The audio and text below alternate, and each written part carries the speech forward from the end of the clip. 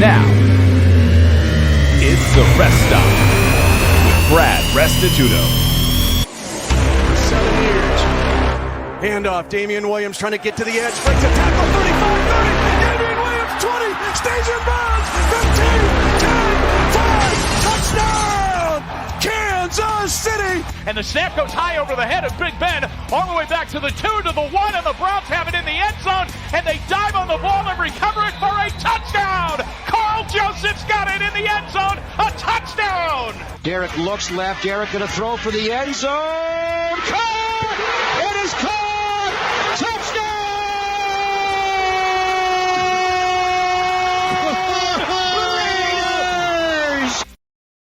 Welcome to the Rest Stop. It's May 27th, 2021. It's Thursday. I'm Brad Restituto. Spencer Ostrowski joins me.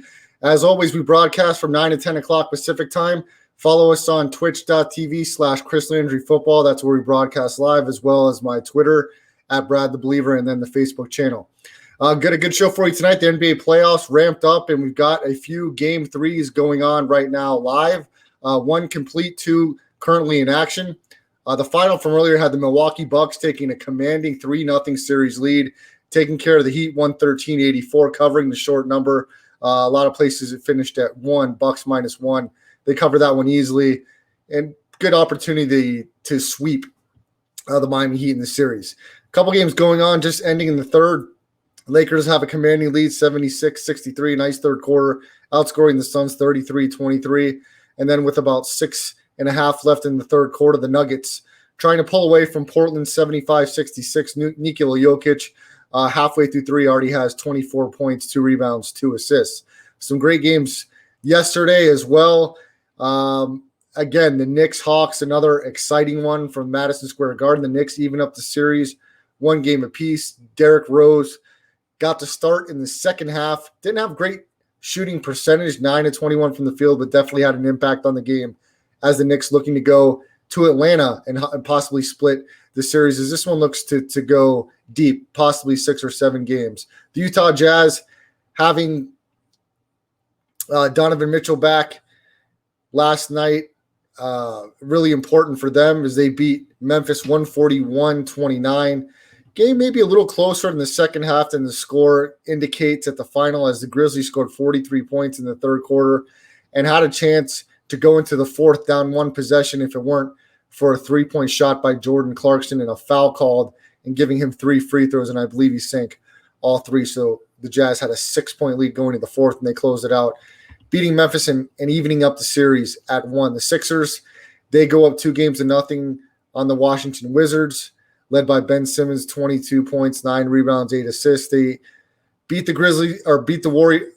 Wizards pretty handily, 120-95. So we'll talk about those games. We'll see what maybe some of the series lines are coming up here for Friday and the weekend, and talk about the games tonight as well. Also, some incidents last night with fans interacting with the players. Russell Westbrook had popcorn thrown on him, and Trae Young apparently got spat on as well. So we may have some video from that, and we'll discuss what's going on with the fans as they're just getting acclimated back into these professional games and not behaving accordingly. And this can't be tolerated. The fans, they can't be throwing stuff on the players. If you want to yell and boo and cheer, that's one thing. But when you start throwing stuff on players, spitting on players, that's uncalled for. And, of course, we can't let players go up into the stands, but they get what's coming to them when they act that way, regardless of what that is. They just better hope they don't see some of these teams and players outside acting that way, because they probably have a short night. But, of course, these guys should be banned that get caught doing this for life. Should never be allowed in a professional arena again. You just can't act that way. You've got to be more mature. You've got to carry yourself better than that, than throwing stuff on players, spitting on players. That's ridiculous. That's bull crap. And it shouldn't be tolerated at all. And it looked like Russell Westbrook was ready to go into the stands once he got that popcorn thrown on him, as he was leaving the game a little early with an ankle injury. This guy is one of the hardest playing players in the entire league. He's must-see basketball. He doesn't shoot the ball great percentage-wise, but he gives effort every night. And he's a triple-double machine. So the guy is a great basketball player, And no professional basketball player, whether you like him or not, deserves to be spat on, thrown on, physically touched, or with anything, whether it's a Coke, popcorn object. It's just absolutely uncalled for. So we'll discuss that. We'll react to that a little bit tonight. Also in the NHL here locally, because we broadcast the show here in Las Vegas, the Vegas Golden Knights looking as one of the favorites to go into these NHL playoffs to hoist the Stanley Cup. First round matchup against the Minnesota Wild, a team they've had problems with since their inception into the NHL. The Wild has played them as good as anybody, and the Wild got game one. They won game one at T-Mobile Arena, and then the Golden Knights rolled off 3 straight, looked like they were going to close the series up, but the Minnesota Wild hang around. They win game 5 on their home ice or at T-Mobile in Vegas, and then game 6 on their home ice, they get the win as it was 0-0 into the third period. The Wild get a goal. The Golden Knights answer that goal, but with goalie interference, that goal taken off the board, and 2 late goals by the Wild get them game 6 and even up the series at 3 games apiece.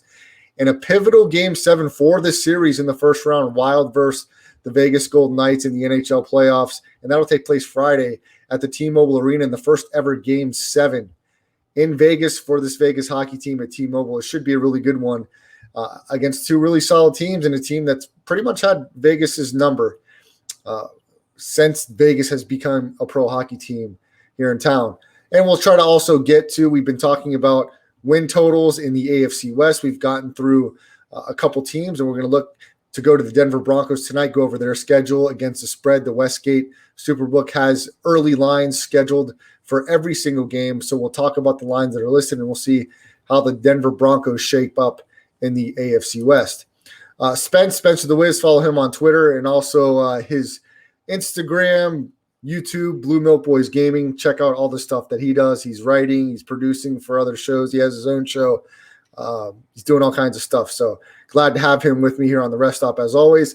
Spence, let's start off with the games from last night in the NBA as the Sixers, they get a 2-0 series lead against the Wizards. They pretty much, you called it, Spence. I thought Washington would have a chance to get back in this series. Of course, I'm biased, rooting for them, a huge long shot. I'm wanting them to succeed, but it doesn't look like it's a good matchup against the Sixers. The Sixers win by 25 last night. This has got to be good for Philadelphia as the 1 overall seed. Taking a 2-0 lead is giving them a lot of confidence and continuity playing together and trying to feel themselves as, hey, we are the favorites in this conference, and we fully expect not only to run through the Wizards, but to get to the finals, a place that they thought they should have been a couple years ago if it weren't for the Toronto Raptors and Kawhi Leonard. Now it looks like this is their division. Of course, the Bucks playing very well. We know the Brooklyn Nets, but the Sixers with home court advantage, they've done what they've had to do through 2 games. Talk about the Sixers last night. It looks like they have a stranglehold on the series, but what does their future look like for the rest of the playoffs? Do they have the ability to take down anybody? And what odds would you give them? I know Vegas, I think, has them something like 7-1 to win the title. Do you think that's too high, too low? Talk about the Sixers, Spence. Yeah, and just for the Wizards' sake, we were definitely right in that the Wizards would rather have played Brooklyn than they would the 76ers. I think Joel Embiid shooting like 80% in the series, something just so ridiculous. It's like unheard of. And then Tobias Harris apparently has been waiting for this moment his entire life. And part of that you could say is, he's reunited with Doc Rivers, and he started the uphill, or I should say the climb of his career with the Clippers. That's how he got his first big contract. And now it's translating, to being successful here. The reality of the situation, if you could take away the end of the season for the Wizards, they were one of the worst defensive teams like ever. The only reason they weren't the worst team is because Portland and I believe Sacramento were like the definitive worst teams on defense in NBA history. So again, if you took those teams out, the Wizards just weren't very good. And when it gets to the playoff, it gets very real. There's a lot of momentum, and that means a lot going at the end of the season. But the thing about basketball is like the teams that are good most likely are going to win 7-game series. It's just too long. In college basketball, it's in March Madness, it's one and done. So we all know that anything can happen in one basketball game. But, if you were to go to the Y or something like that, and like the good team of the day, like the team that was kind of running house, if the only way to get them off the court was to win a best of 3, well, they'd probably be there all day. Like that's just, it's not only works in basketball, but that same principle can be applied just in everyday life. Yeah, the 76ers are 7-1. And again, I think the best part about them is the Brooklyn Nets have absolutely nobody to stop a big man. And that includes Giannis Antetokounmpo. I know he's a small forward or whatever they play him at, but he's essentially a center. He's an athletic center. So if Joel Embiid's shooting 80% in this series, I mean, he's probably going to shoot something close to that there. The only problem I see in at least the 76ers Brooklyn matchup, if it does end up happening, they're going to need more out of Ben Simmons offensively. I just don't know if he's physically capable of doing that. Clearly, Tobias Harris has been better than any of us has suspected, and I also would expect him to be very good in the Brooklyn series. I mean, Brooklyn just doesn't have defenders. Their philosophy is we're just literally going to outscore you, and very few teams are going to be able to do that. Now, the 76ers have loaded themselves up pretty successfully. You know, Seth Curry was a great addition, and you can go down the list. I mean, they built their team around athletic forwards, and now it's more about shooting guards. Danny Green would be another great example of that. So, I mean, technically, there's a ton of value. The only reason they're probably not way closer is because of the existence of the Brooklyn Nets. They drive everybody's odds down. Right. Brooklyn's obviously the favorite right now. I don't know what their number is exactly, but if you were to take them out of the equation, 2-1 plus 180, something like that. Right. So if you were to just like take that out and be like, okay, if the Brooklyn Nets didn't exist, how would you adjust the odds? They would probably be second favorites, probably even more than Milwaukee, which is crazy to think about. So if you can get them now, I mean, why not? Because technically they take advantage of what Brooklyn does the worst. And I think they can match up with anybody that comes out of the West. The Lakers would be pretty tough, but we'll have to see, if they're able to stay through the playoffs pretty healthy. But anyone else, I'd say they have the advantage over, and they'd probably be favorites. Anybody but the Lakers come out of the West, they'd probably be favorites in the finals. And you mentioned the addition of Seth Curry. Love that addition. He can shoot the ball as good as anybody. And Faran Korkmaz coming off the bench. This guy can light it up for 3. So you've got guys, and if Tobias Harris is hitting his 3, you've got guys like Simmons and Embiid who can attract the defense down low. You get these shooters involved, and if they even shoot decently, we talked about teams that were dreadful from 3-point range. If the Sixers can just hit between 8 and 15, I think that's a sufficient amount. Get to the free throw line.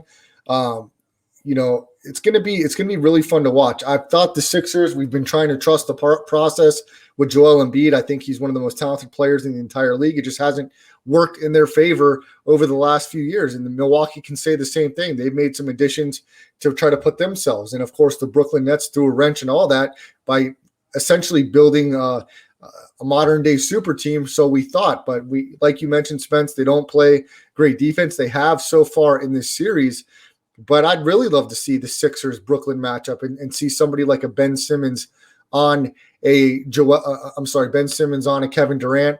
And then, of course, they'd have a tough matchup with Kyrie, but we still don't know how reliable Kyrie is going to be consistently throughout these playoffs. James Harden, we know what he can do. So, look, they were lucky to get game 1 against Boston. They were so bad in the first half, but they're that good. So that's what makes these playoffs so fantastic to watch, Spence, because we continue to see new storylines after each game, teams stepping up and really trying to put it in another gear come playoff time. And there's so much talent. I mean, we talk about it left and right, and we'll talk about it as we cover some more of the games. The young talent, the veteran talent, just up and down the NBA. How amazing it is with some of these guys, and that's why you talked about it, Spence. It's going to be tough in a 7-game series for a team that's not arguably the best team to come out on.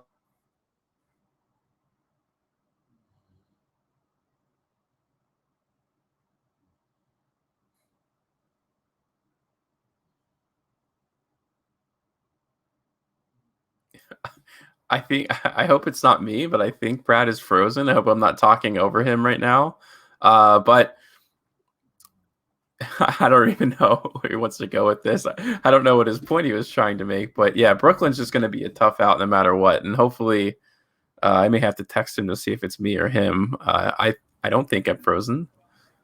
Oh, I'm sorry. It was probably me. I was just confused. It looked like you're frozen, so I must have been talking over you. No, it wasn't you. It was me too. It said on my side that we lost internet connection. So hopefully it's come back now. It looks like it's straightened itself.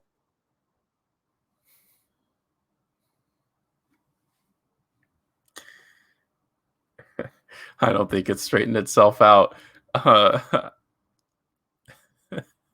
He's got a funny look on his face.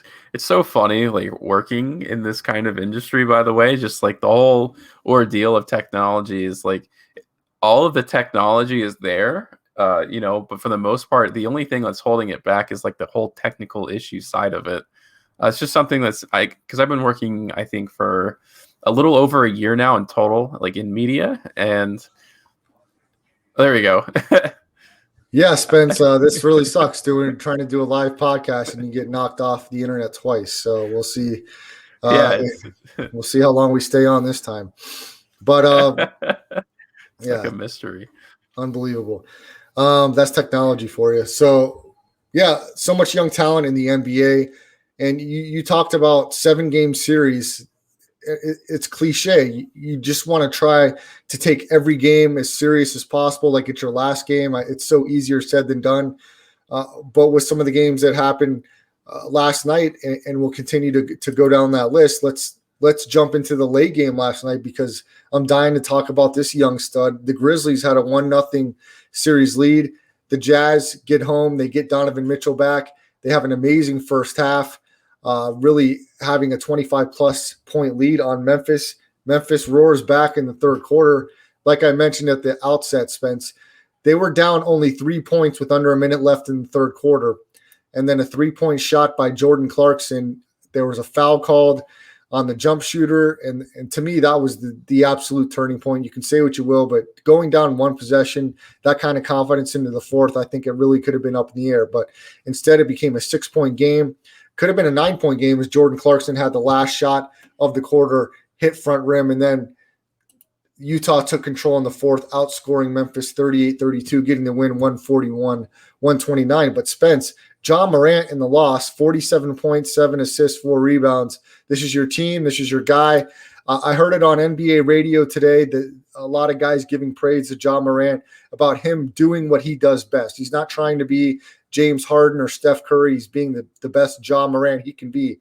And what that means is utilizing his elite athleticism, getting to the basket and getting to the free throw line. And he's been outstanding at that. And he's also a fairly good passer. He's a great ball handler, a good passer, and he is as explosive as they come. I know you're losing a little confidence that the Grizzlies can win this series, but to make the comeback they made on the road, Spence, down 25+, getting it to within one possession, heading into the fourth was pretty damn impressive to me. This team is young, one of the youngest teams in the league. You could say what you want. Utah's had an easy time, so to speak, up to this point in the regular season. I think this is going to be a tough series. This is no slam dunk for Utah, and they saw that in the third quarter of last night's game. You've got to be very happy as a Grizzlies fan, not only with Ja Morant, but the young future of this team with young head coach Taylor Jenkins, Ja Morant as the face of this franchise. This team could be with a few additions, what the Toronto Raptors were a few years ago. I know the West is so tough, but LeBron James down the home stretch of his career, these young superstars are becoming the face of the league, and Ja Morant is supplanting himself as one of those faces. Yeah, I've been really thinking about this Memphis team and just how crazy of a run this has been. Because think about small market teams. First of all, they don't win NBA titles. That's probably the biggest thing. Like Toronto just kind of broke the mold on that. But to me, like during that time, 2011, when they, took out the San Antonio Spurs of the 8th seed, and that run that lasted until like 2016, let's say, that's pretty special. I mean, for most guys, most players, like when you look at it, I'm trying to go down like some of the more smaller market teams, but they don't go to conference finals. Some of them don't even make the playoff. Look at the Charlotte Hornets, for example. They've just been legitimately bad forever. So I have the pleasure of my small town that I grew up in and seeing that small market team be very good. I feel like I have to just kind of accept that. So when the regime is over, you expect there's going to be a long buildup because small market teams don't get free agents and they have to do it through the draft, and you just can't hit every draft pick that you get.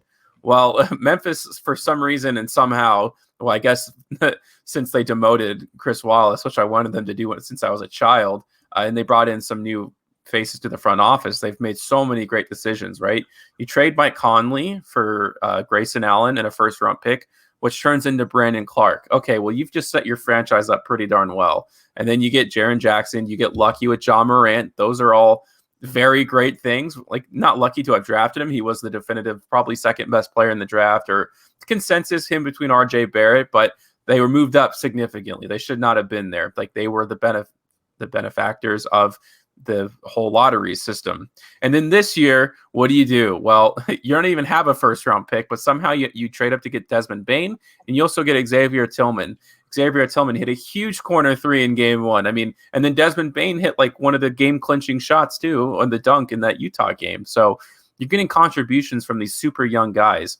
And then also, if you look back even further, like during that time when they were building up with Jaren Jackson, that year they got Dylan Brooks. I criticize him a lot because he takes really bad shots, but he's clearly made himself a pretty well-defined defender, defending the team's best player. And just statistically, the way he played against DeMar DeRozan, the way he played against Luka Doncic at the end of the season, forcing Curry to put up way too many shots for the kind of numbers that he was putting up. I mean, it's been something special. And obviously he loves the moments. He looks like he wants to fight everybody at all moments. So you bring that all together. Again, Mike Conley, Marcus Gasol, Zach Randolph, and now you have, I don't even know. I mean, I guess John Morant, Jaren Jackson, and Jonas Valanciunas, but how valuable is Kyle Anderson and Dylan Brooks and Desmond Bane and Xavier Tillman? Brandon Clark, I barely even mentioned. I think he's been hurt. I don't even know why he's not getting minutes. So when you pull that all together and you have this team that, it's young. So you're like, okay, there's a lot of great young pieces, but what does that even mean? Well, they've just made the playoffs, and John Morant in year two has gone from not playing well in important games, like even at the end of the season, he didn't play well against Golden State, and you could say to a certain extent the San Antonio Spurs, to now scoring 47 points in a playoff game. I mean, this is just an accelerated rebuild that, is rarely ever seen. Like, I don't think I've ever seen it. This is like insane what they're doing. Toronto had built, like, they're a small market team, but that was built up over like my lifetime. The DeMar DeRozan, Kyle Lowry days. I feel like that's like what they were together for like 10 years. And then at the very end, when they had all the pieces together, they did this. So not from the third youngest team in the league. I don't expect them to win this series. I don't expect it to actually be all that competitive moving forward, but that's okay. To have the foundation of winning two really important games to make the playoffs, like, I was happy they're getting any playoff experience. And then to win game one, they may lose out. They may lose the next three games, but that's okay because John Morant next year will be 22 years old. Jaren Jackson will be like 23. If they just were to add like one more player, I know Kawhi Leonard's a free agent. I don't think they're going to get someone like that. But let's say down the road, Brandon Ingram's a free agent and he looks to be the final piece to another team. If the Grizzlies have that kind of foundation and they add someone, which is what they desperately need, is a small forward who can make really tough shots, because John Morant scored 47, but he's just not an amazing shot creator and shot maker. And Jaren Jackson, you could say in the same way. And that's what Kawhi Leonard did to the Toronto Raptors, you could say. So very happy about this team. I just think the Utah Jazz have been so good this season. They shot so uncharacteristically bad in game one, and then they shoot really well in game two. I'm not sure they'll shoot that well again, but I'm not sure Memphis can keep up offensively with them, just because they're not developed enough talent-wise to do that. But they play with a lot of grit. Maybe not the grind part of it. They play a lot faster. The grit has certainly stayed, and I get a lot of vibes, that same 2011 team where no one gave them a shot in the world, but they just love to play out there, and they play hard for each other. And Spence, look at teams like the Utah Jazz, like the Phoenix Suns. The Suns were on the outside looking into the playoffs last year, added a piece like Chris Paul, and they're the top 2 seed in the league. The Utah Jazz in the last 5 to 10 years weren't looking at a team that was going to be the number 1 seed in the Western Conference. So we saw what happened with Denver, the injury to Jamal Murray. I talked about my thoughts on LeBron James. I don't think the Lakers are going to definitively be the best team in the West moving forward year in and year out. That's my opinion. So I think there is a chance for a team like Memphis to add another piece and continue to draft well and be the Phoenix Suns or the Utah Jazz in the West in the next few years, where they're competing for a top 3 seed. And Ja Morant is so special, Spence. This guy's athleticism. And let me ask you this comparison and what your thoughts are. Give me your honest thoughts. The Derrick Rose MVP years, his explosiveness, his ability to get to the rack, the game seems a little similar. Derrick Rose wasn't necessarily a three-point or shooting threat, but man, he was such an athletic and explosive threat. And that ability and athleticism is what carried him to being one of the best young players in the league.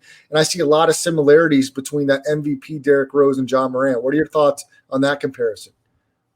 No, I'm glad you said that, because I was actually planning on saying that during my whole rant there that I went on seemingly forever. But no, for sure. Like, Derrick Rose was truly a one of a kind. I don't think there's ever been a player like him, just explosive athleticism, a bit quicker.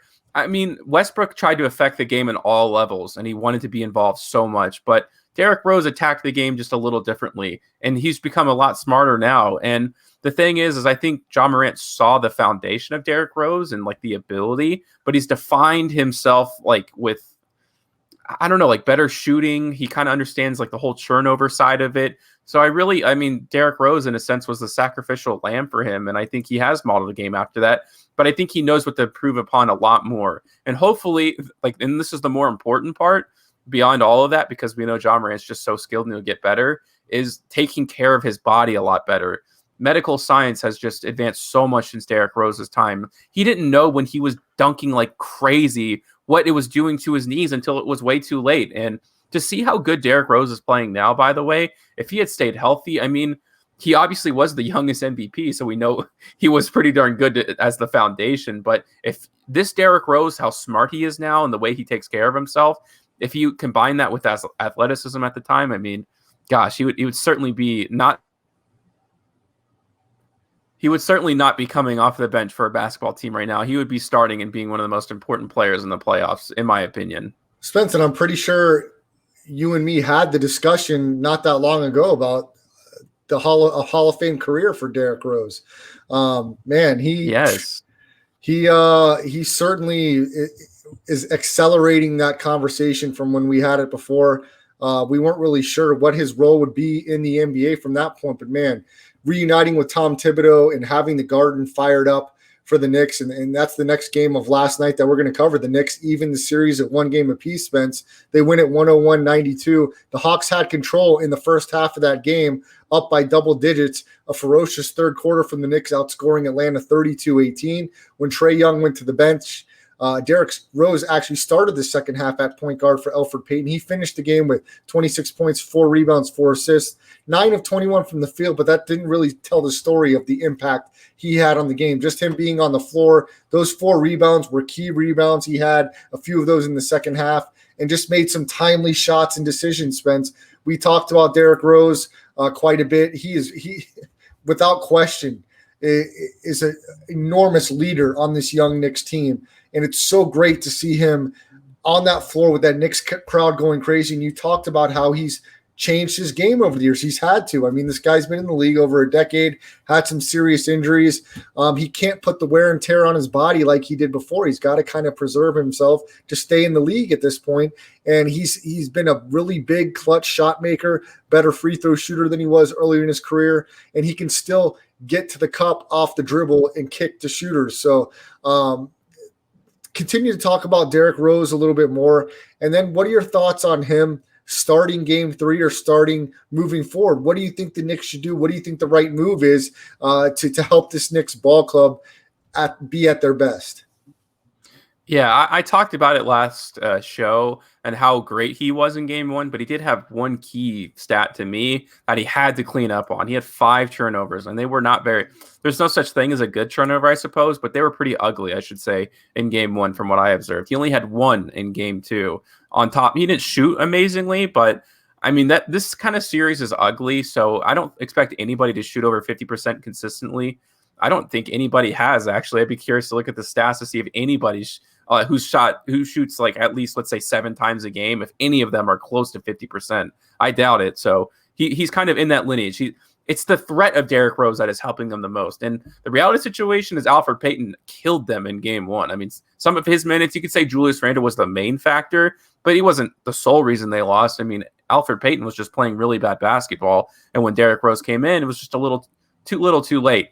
One of my favorite bets, actually, of the entire postseason, and I'm glad it hit, was in game 2, Derrick Rose's point total, his over-under was 17.5. And if you look at Derrick Rose's point-to-minute ratio, I don't even know if that's a stat that anybody tracks or cares about. It was pretty high, way above that pace. And he had right around that in game 1, but I'm thinking, look, this is Tom Thibodeau, so we know they have a lot of chemistry together. He was the coach during his MVP season, of course. He's just going to trust him a lot more. And when you have that short leash on a guy like Elfrid Payton, who played pretty decent in the regular season, okay, especially defensively, he was really good. But if he's not going to provide that for you, we would rather have Derrick Rose a lot more. He played like 30-something minutes, Derrick Rose, in game 2, and I expect that to keep going forward. And the great part about it is Derrick Rose isn't doing those crazy dunks anymore. He's getting to the lane. He's still athletic enough, and he can now play those 30-minute games. It killed him earlier in his career, and it literally almost ended his career. But now that the way he plays, he's looking to be more of a facilitator because he has that mindset. He has that skill set, and it's showing on the court. I mean, Julius Randle, for whatever reason, doesn't seem ready to step up to the challenge. I would maybe getting away from New York actually might be the best thing for Julius Randle. It could be the crowd that he's just feeling a little nervous about. So when it's in Atlanta and he's more of the villain, that could help him play into it. And we know Julius Randle, like throughout the season, and you could even say, I think last year, has dominated them. They don't really have anyone to match up. I think they've been putting Clint Capella. He's just faster than him, so he should be able to take advantage. But without a doubt, the most important player, whether the Knicks win it or not, is Derrick Rose. RJ Barrett and Julius Randle have not been what they need them to be so far. But you could say that's also a good thing because they won game 2 besides that. And I guess I'm still a little bitter because I lost one of my best tickets of the year because the Knicks didn't cover that -2 spread in game 1. But yeah, Derrick Rose, man, it's really fun to watch. The fact that he's on the Knicks too, in front of the 15,000, it's just almost too picture perfect, honestly. Spence, Derrick Rose led both teams in minutes last night with 39 minutes, and Taj Gibson had 30 minutes for the Knicks also. So a little bit of a Bulls-Thibodeau reunion with Gibson and Rose. These guys are playing really huge parts for the Knicks' success, especially in the playoffs. Gibson had a huge rebound, put-back dunk late in the fourth quarter. He only had 6.7 rebounds statistically, but a couple of his buckets were really huge. You mentioned RJ Barrett and Julius Randle's struggles. These guys aren't getting it going offensively. Reggie Bullock was 4 of 7 from 3. He had 15 points. Obi Toppin in the beginning of the fourth quarter had a huge alley-oop dunk running the floor that really ignited the Garden crowd. Spence, so that was last night's NBA matchups. The Knicks even the series at 1. The Jazz even the series at 1. And the Sixers, they take a commanding 2-0 series lead. Do we have any highlights or videos from last night, or should we get into – Yeah, we can. I don't know if you want to go into. I don't really have any highlights from last night, but no, we can get into the fan issues last night. Of course, Russell Westbrook left the game a little early. Mentioned that at the top of the show. Got popcorn thrown on him, and then Trae Young apparently spat on or in his vicinity in the Knicks game. Just really uncalled for behavior by fans, especially just getting themselves back in the stadium. They can't do this. I don't know what they're thinking. A bunch of dopes have been closeted up in the house for a year and a half, and they can't behave themselves in public. Spence, do you have a little video from the incident at the Garden with Trae Young? Yeah, we'll start with Trae Young here. Knicks were up 1 when Derrick Rose went to the bench. They went +9, and Yeah, it was a quick clip, but if you looked over his right shoulder, it would have been to your left looking ahead on the screen. Play it one more time, Spence. You can kind of see it, happening. Go ahead and play the Trae Young clip one more time. Knicks were up 1 when Derrick Rose went to the bench. They went +9, and Yeah, just uncalled for behavior by the fans. Do you have anything from the Westbrook scene? Yep. They were leading him off the floor. And fans come out and cheer, come out and boo, yell all you want. We encourage that. This is just plain stupidity. Somebody pouring some popcorn, and any athlete, being Westbrook or whomever, they are pumped with their adrenaline. He's probably feeling bad. His team may be en route here to losing this game too. Just a stupid thing to do. Yeah, Spence, you saw Westbrook kind of lose it there for a second, highly charged, emotional in the playoffs. Give your thoughts on this behavior by the fans. What do you think needs to happen? Yeah, I mean, what needs to happen? The NBA came out with more restrictive fan whatever. I mean, the reality situation is anybody can do that at any time. Anybody can. They're not going to restrict people from buying popcorn.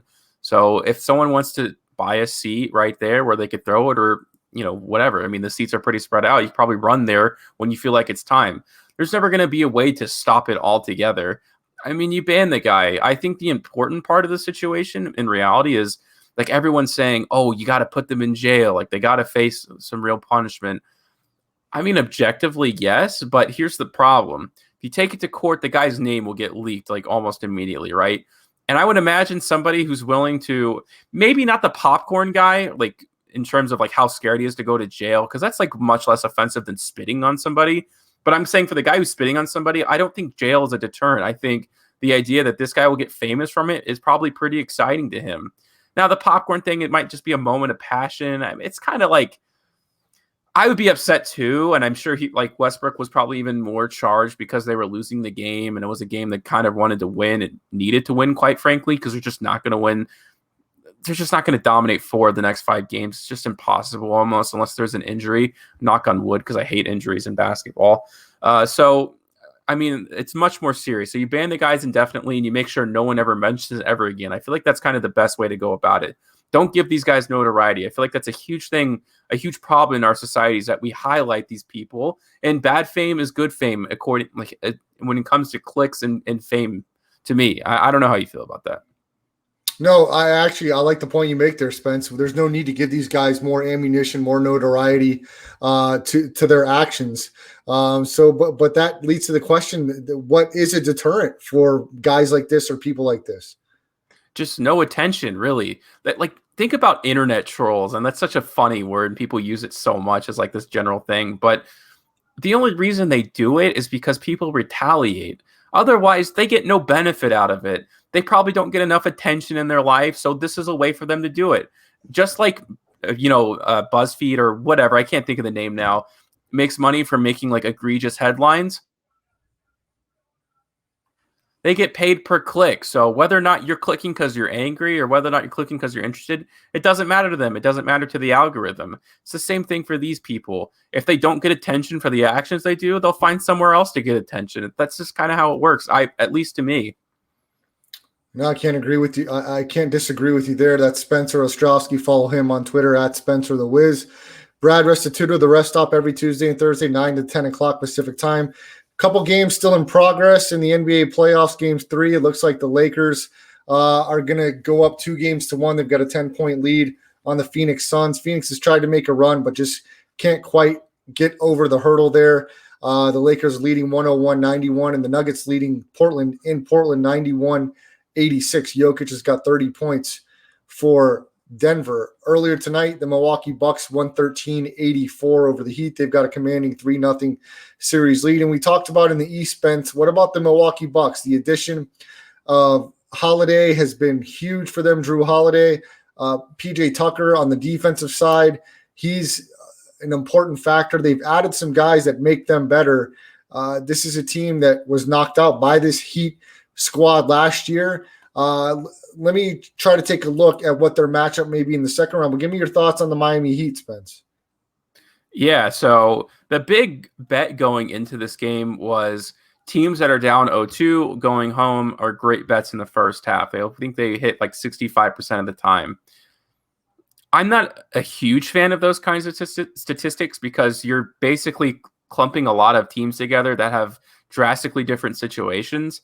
And from the eye test, and Milwaukee I put them on my ticket to win the whole entire game. I was also thinking about doing first half because I just felt like it was too easy. The line was just too spread out. But anyways, the Heat were favored by 1, I think maybe 1 or 1.5 in the first half, but not favored to win the game, which is pretty unique. And obviously, also when those kinds of stats become public knowledge, because I didn't know about it until today, it just doesn't seem to work out. It's like now that it's out in the ether, it's too noticeable, right? And no one can actually benefit from it.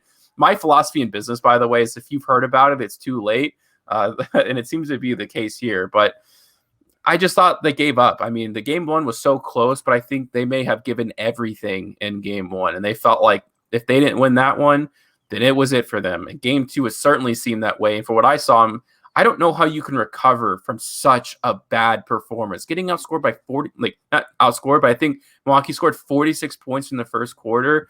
It's hard to just turn that off. Now, I know a loss is a loss, meaning in the series, you lose one game and now they're down 0-2. And if they lost by 1, they still be down 0-2. But just mentally, I mean, just thinking about what that did to them. And the thing about it is Milwaukee wants this series. They feel really bad about losing that series against Miami last year. That's on the back of their mind. They're not privileged. They said, look, we're circling this. This is a great first-round matchup because, A, Miami just hasn't been good that year, and now we can finally exercise some of our demons. And it sure feels like they are exercising their demons. I also think Milwaukee just changed the way that they played the game. For many years, it was, let's put the ball in Giannis's hand and just see what happens. Look, whether they want to admit it or not, and I think they finally did, Giannis just isn't good in the half court. He can be effective, but clearly in game 1, he shot like 0 from 13 from anywhere outside of the paint. They need the ball to be in Drew Holiday's hands, in Chris Middleton's hands, and probably PJ Tucker's a lot more than Giannis. Look, in the open court, he's going to score 20 to 24 points a game, it feels like, in the open court, just because it's just impossible to stop him.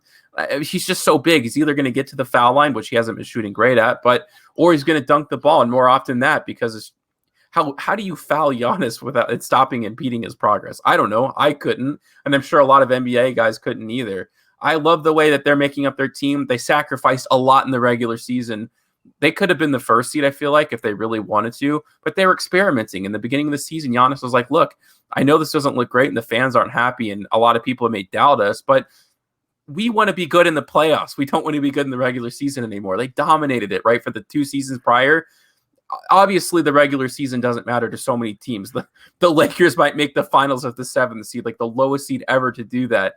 And I think teams are finally starting to realize that the regular season is more of a time to experiment than it is to be so serious and to overdo yourself. The 73-win Warriors are the greatest example of that to me. That's a good point there, Spence. Let's talk about Friday's action. NBA playoffs for tomorrow. Game 3 in Atlanta. The Knicks will travel to Atlanta. Atlanta's going to be sitting as a 4-point favorite. Trae Young's been very good in this series, Spence. They will have the Garden crowd behind them. I think Atlanta takes this game 3 at home, and I think they cover the spread. The over-under sitting at 211. It's been defensive battle in this series, and I'll probably stay away from the over-under, but I think the Hawks could cover. What are your thoughts on game 3, Hawks-Knicks? Yeah, this is the most important game for the eye test in the entire playoffs for me, which, well, maybe the Denver Nuggets-Portland series you could say also, but I'm staying away from this game personally because I have no idea how either team's going to respond. Atlanta has a very big game, and then, understandably so, the New York Knicks rebound because they're at home, they're desperate, and the crowd really helped them there. This is like even keel for me. Like, have you ever seen Atlanta like get up? I don't know. Like, their fans just don't seem to be that kind of base to sway the decision of a game. They will obviously help them to a certain extent, but I don't think they're going to win because the crowd is so much behind them. So it's really kind of an even playing ground. I'm going to watch the game pretty intently, see what kind of results. I mean, there's always stats you can bounce out, but the reason, well, I shouldn't say so successful, but the reason I think I win a lot of my NBA bets is because, and you too, we kind of understand the game from a fundamental level. We may not be able to play up to the level of some professional guys, but I think we get it. And like watching the game and just seeing maybe matchups, the way guys' body language are, like those things really matter to me. And that's what I'll be watching tomorrow. But if I had to take a gut guess, I'm going to say Atlanta probably takes this game. But again, I'm not putting money on it. There you go, Spence. The next game, it'll be an ABC game, 5:30 Pacific tip in Boston. The Nets will take on the Celtics. And I kind of think the Celtics may be demoralized at this point, down 2-0, Spence. They'd have to have a heroic effort, not only from Kemba Walker, but Jason Tatum. They just don't seem to match up well, and they don't have enough firepower to take on the Nets. The Nets will be a road 7.5-point favorite. They just got so many guys that can fill up the basket top to bottom. Their defense has been better in this series. I probably won't mess with the number, especially as a road 7.5, but I do think the Nets get the victory. I think they have a chance to sweep this series. What are your thoughts, Spence? Yeah, the thing is for sure, like on paper, the Celtics don't have the firepower and everyone else just isn't playing. They just don't seem focused too. I love this number, by the way. This is kind of my favorite game of the day. Now that you say it out loud, I think the Nets probably crush them. Now, Boston always has a great crowd, so they're always going to be kind of a factor, a few points here and there for I can't think, going on runs, excuse me. But when I see Evan Fournier kind of fight with Kevin Durant, you kind of think that's a good thing, but to me, it just shows that they're just not all there. And there's other times where they're not giving enough effort. I think Brad Stevens has lost their locker room, and it's been a long time coming. I mean, the Kyrie days where it didn't seem to work out. We say, okay, it's Kyrie's fault. And then as you go forward, I mean, the thing, I probably talked about this 1,000 times before, but look at Taylor Jenkins for a team that's young. They need Taylor Jenkins, right, to be the voice of leadership for them. And then hopefully as your players get older, they're kind of take that responsibility. And the Celtics, by all means, in my opinion, at least the guys who are at the top are pretty young. Kemba Walker, for whatever reason, is just not what they thought he was. He's not a leader. So that means the responsibility falls on Jason Tatum. And maybe he's not ready for that role. And clearly he's not. So what does that leave? Brad Stevens. And they just don't look to Brad Stevens when they need him to. So I don't have confidence in them, and they don't seem to even be interested in playing in this series anymore. I don't know if they think it's just because they can't do it, but it could be a many different things. We don't know what's going on inside the day-to-day or even inside their head. That's always going to be part of it too. I think Brooklyn just sweeps them, and I don't think it's close. We're not only on the court losing Jaylen Brown, but psychologically, it's just not good for the Boston Celtics. And it's not a good matchup with the Nets, the big three getting going in the first series. The Nets, I agree, Spence. I think they'll probably sweep this series and get one tomorrow night at the Garden. Spence, in one of the more surprising series thus far, because it's been on the road, the Dallas Mavericks and Luka Doncic have come out, and they've taken two from the Clippers at Staples Center. They will have Game 3 at American Airlines Center in Dallas tomorrow, ESPN game, 6:30 Pacific time.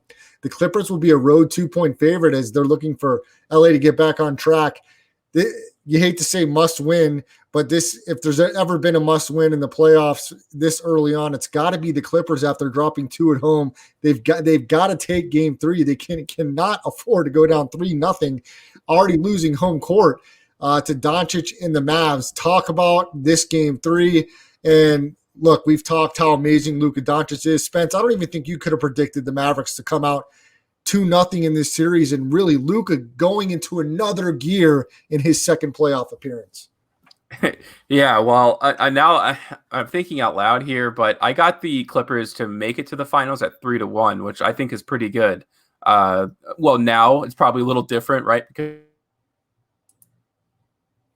now it's probably different because they're down 0-2, obviously. But, at the time, it was really good going into the playoffs. I almost feel like I should hedge my bet and bet a lot of money on Dallas to win the series just straight up. Because either, to me, if the Clippers find a way to claw back out of the series, they're probably going straight to the finals. That kind of confidence of, everybody doubts you. And that's what the Clippers need so badly. I was talking about this with Mackenzie from pregame and straight out of Vegas, in that the Miami Heat, they took on the villain role. They may not have been villains in actuality, but man, did they sure embrace that. And that's what drove them. When you're so good, you need something to drive you, or else it just becomes really monotonous. And I think that's what the Clippers have had. So now that everybody is so against the Clippers, and now that they're down 0-2, no one thinks they have a chance, that might be the driving force for them. Or Dallas wins the series and I win a lot of money. So really, I'm that, or I double down right now. I take the I think it's 15 or 18-1, depending on where you bet it, for the Clippers to win the NBA championship. It's it depends on how confident you are. Here's the problem. There's no doubt that the Clippers have the roster needed to make a run. They're probably, to me, they're the most talented. Well, the Brooklyn Nets take that now. I was thinking earlier in the season, but in the West, they have the most talented roster. Reggie Jackson, Paul George, Kawhi Leonard, Marcus Morris. Pat Beverly, and again, so on and so forth, right? There's just Nicholas Batum I didn't even mention. He's been so good for them. So we know they have the guys. Here's the thing. Kawhi Leonard needs to step up, and he's never done this in his career, leadership-wise. So it's you're asking him to change the way he's played his entire career at down 0-2, but maybe that's the motivation that he needs. They need to stop switching so damn much. Everything, they're going under. Look, if I was the coach, and I know it's easier said than done, I don't have any coaching experience, but just from what I'm watching in the game, Kawhi needs to play primarily on Luka Doncic. Luka Doncic is pretty big, so I think Kawhi can stay with him. Go under on every screen. Luka Doncic is not an above-average three-point shooter. I think he shoots 32, 36%, somewhere between that in his career. So if you lose because Luka Doncic goes 6 from 12 from three-point range, at some point you have to accept that. When you play against such talented teams, there's some things you have to give up. Look at the Brooklyn Nets. It's crazy to think, I don't even know how I would even approach guarding them. But at the very least, you would say you try to leave Joe Harris or whoever open or contest them the best you can, just because you don't want to leave that to everybody else. You don't want to give wide open threes to Kyrie, James Harden, or Kevin Durant. So if the Clippers, if you have Kawhi and you're going under, at least take an aspect away from his game away. Maybe you really close in on the passing lanes and you go under on all his screens. That forces, because eventually you're going to have to adjust, right? They're okay, the passing lanes aren't open. They're not open. Simple as that. So you have to facilitate the ball to somebody else, and then they're forced to create. And I don't think they have any other a creator on their team. I mean, Jalen Brunson maybe, but how many minutes is he going to play in the playoffs? Are they really going to depend? Do you really think that Jalen Brunson is going to be the world beater to beat you, to facilitate to everybody else? I don't think so. He's just a role player. So if they can keep that mentality of, hey, let's not just switch everything and have these mismatches, and Luka's clearly taking advantage of it. Let's give up the three-pointer to him. Let's close in on the passing lanes and let Kawhi Leonard go to work on him, because we know he can be a world-class defender. They just haven't shown that yet, like as a team, because they've been getting killed on defense. I think the Dallas Mavericks are shooting something like 50% from three-point range, which of course they never did in the regular season either. So on top of that, you would also expect that Dallas naturally is not going to shoot as well in Game 3. So, I mean, I like the Clippers at least for this game. We'll see. Maybe they just lose and it falls apart. Well, that's what I was going to ask you, Spence. So you say the Clippers get right in Game 3 and take one at American Airlines in Dallas. Yeah, I mean, that's a short line. So, look, I thought the desperate factor would kick in Game 2, but clearly it didn't. They needed more motivation, and this might be it for sure. I just think they're so talented, it's impossible for them to go down 0-3, even though it is not possible. It's just like, come on, man. The Clippers they have to get it together at some point. I don't know why they hired Ty Lue. I think he's horrible for the situation, but yeah. Spence, I think you may be onto something here. This could actually be one of the better bets in the entire playoffs, even though it's on the road and everybody's on the Dallas hype train right now. With a short number, this could be a real spot to take the Clippers. So I may have to look at that myself, Spence. Spence, let's talk. Let's transition to NHL hockey because here in Vegas, the Golden Knights are the team. They're the first ever professional franchise of one of the major sports. They had an amazing inaugural year, and this year, high expectations with, I believe it's his second year, Pete DeBoer as the head coach. Well, they're facing the Minnesota Wild to open up the playoffs, a team that's had their number from the very beginning. And it looked like VGK, after getting off to a slow start in Game 1 and losing that game to the Wild, they won 3 straight, but the Wild have since pulled off 2 in a row and have forced a Game 7 in the first round of the NHL playoffs. Vegas Golden Knights, Minnesota Wild, tomorrow evening at the Fortress T-Mobile Arena. Spence, this is the first ever Game 7 at T-Mobile for the Golden Knights against a team that has their number, that I believe is 3-0 on the road in Game 7s in the last few years, the Minnesota Wild. So what are your thoughts on the Wild pushing it to 7 and what may happen here at T-Mobile tomorrow night? Yeah, I don't think Minnesota can challenge for a Stanley Cup, quite honestly. And if I were to compare this to anything in basketball, it's just my best, base of reference. Milwaukee should have never, like in 2019, the playoffs, I should say, last year's playoffs, Miami had no business beating Milwaukee, but there's just a mismatch for them, right? And the thing about Minnesota is they have so many deep lines, and usually the Golden Knights don't have a top 5 player. Mark Stone maybe, but he's only shown up in spots. So the thing is I'm forming my opinion on hockey every single season, so I can't give you like that kind of deep analysis, like this is what they should do. Like I just went over a game plan for Luka Doncic, like something so specific. I don't know exactly about that, but the thing about the Golden Knights that I've noticed the most is they just don't take very quality shots.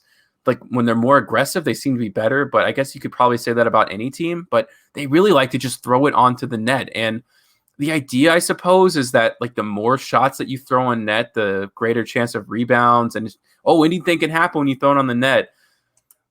I mean, clearly that doesn't work in basketball. It's a little harder to say in hockey. And I've looked up a few statistics, and like the year the Washington Capitals beat the Golden Knights in the finals, the Washington was last in the league in shot attempts per game. And then you could go back even further. Pittsburgh was first in the league.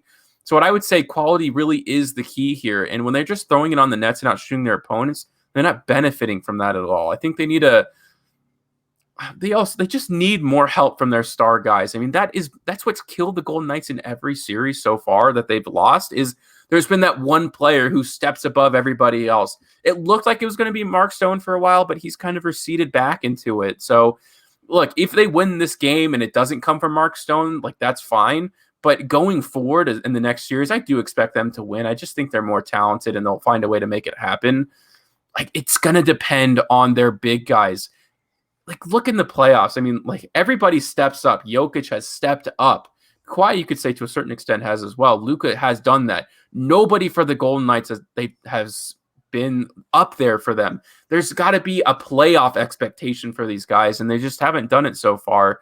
But again, Minnesota's good too, so it's hard to say. Like, I know it's in the first round, but it's because of the way the playoffs. Like, this is normally a second round matchup, and the next round against Colorado Avalanche. So it's like a Stanley Cup playoff. Yeah, matchup. that's not going to be easy if they get past Minnesota, Spence. Yeah, no doubt. Yeah, and look, Spence, your last thoughts here.